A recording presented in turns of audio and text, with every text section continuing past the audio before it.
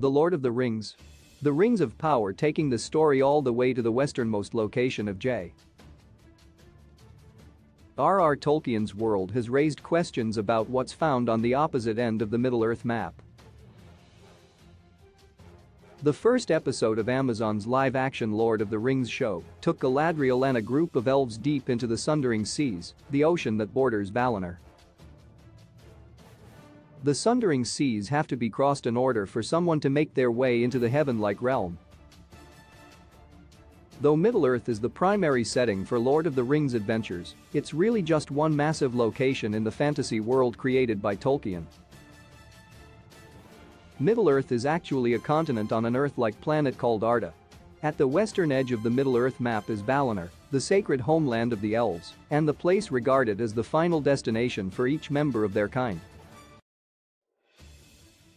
Since the elves in the Rings of Power Episode 1 endeavored to get there after failing to discover Sauron's whereabouts, one of the show's key storylines is currently set in the Sundering Seas, right on the western border of Middle-earth, where the elves can cross into Valinor.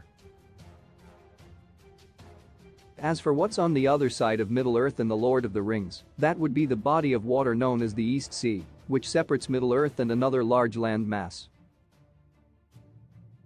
The continent in question is the Land of the Sun, a place that has been discussed in Tolkien's work but has never had a significant role in Lord of the Rings lore.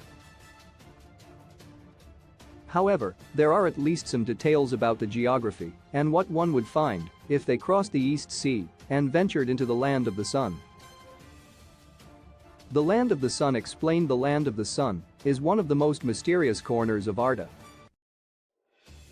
In fact, it only has one confirmed geographical region, which is the Wall of the Sun. The Wall of the Sun is a mountain range that stretches across the entire west coast of the continent.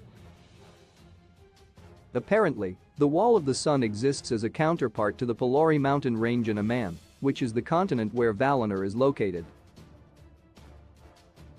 The terrain found in the Land of the Sun is unclear, as it seems that no known Lord of the Rings characters or historical figures have ever explored it. The lack of any major events occurring there is a sign that the Land of the Sun is a barren place where few people, if any, live.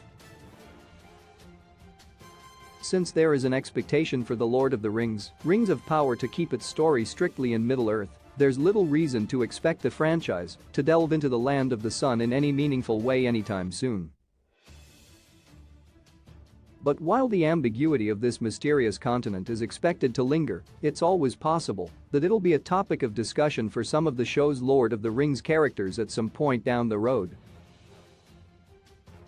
The Lord of the Rings, The Rings of Power releases new episodes on Fridays on Amazon Prime Video,